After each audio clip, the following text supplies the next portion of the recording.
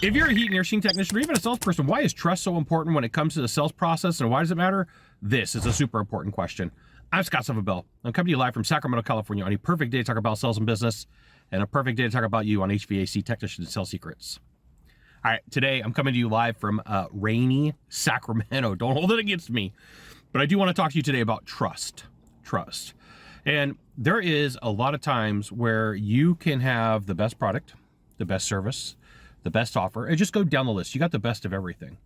And you meet with Mr. Smith, Mrs. Smith, Mr. Jones, Mrs. Jones, and something just seems a little bit off. They don't trust you. They don't trust you.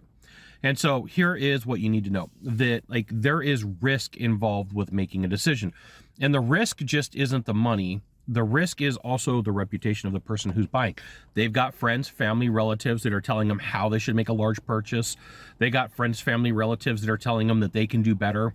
They got friends, family, relatives, co-workers who want to say that they're better negotiators than what they are. And so most times salespeople will think well, I may have the best for service, the best product, the best warranties, the best, and you just go down the list and it should be an automatic foregone conclusion. So they mail in the sales process. They don't go through a full.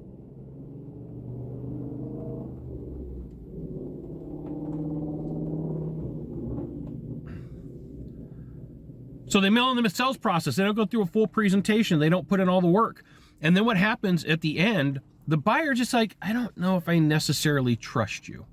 I don't know if I necessarily believe in everything that you're saying. And there are some ways to alleviate this through questions and statements, and I will share those with you, and I'll go over them with you. But first, this is why you should join my email publication. I'll give you the goods on the Facebook group, not the YouTube channel. So here's a couple of different ways that you can gain some trust in the sales process. One, be truthful. As simple as that sounds, be truthful. Don't make something up. If you don't know the answer, don't make up the answer. If you can't take care of the person, don't tell them that you can. Right? There's a lot of people who will close deals knowing that they can't provide what they are promising, but they got the money, they got the cash, and as soon as the job, the product, the information is sold, they're like, hey, I've got the money, it's too late. Number two, ask. Ask. Look, before we go over price, do you trust me? Look, before we go over anything else, do you believe what I've shared with you? So you could put those in two different orders, right? And sometimes you're going to find out very quickly because look, here's the thing. If I go, hey, do I trust you? And you go, well, no, the answer is no. If I go, hey, do you believe me? And you go, well, I believe most of it. Okay. Well, now you got to figure out where that belief is falling apart. But the whole trust thing, chances are pretty good you're going to have a tougher time selling something to somebody that doesn't trust you. So why would you make stuff up?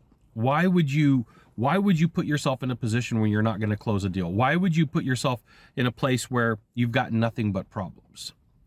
And this is why it's so important for you to have a sales presentation that isn't over the top crazy, that's not enough. It's right in the middle. It's the three little bears, right? It's a mama bear, papa bear, baby bear. It's right in the middle of what's going on. Too crazy and over the top.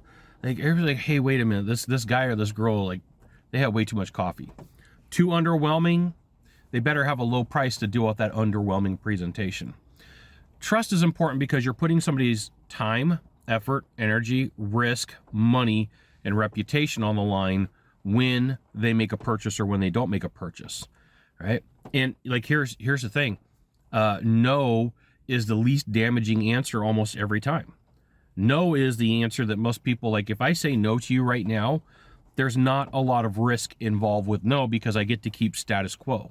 I get to keep the things the way that they were. I get to keep the game plan going the way that it's always been. There you go. You got one of three things to do from here. Just one of three. Find the subscribe button. Click on it. And every time I send out a video, you'll get an update. 2, hit follow.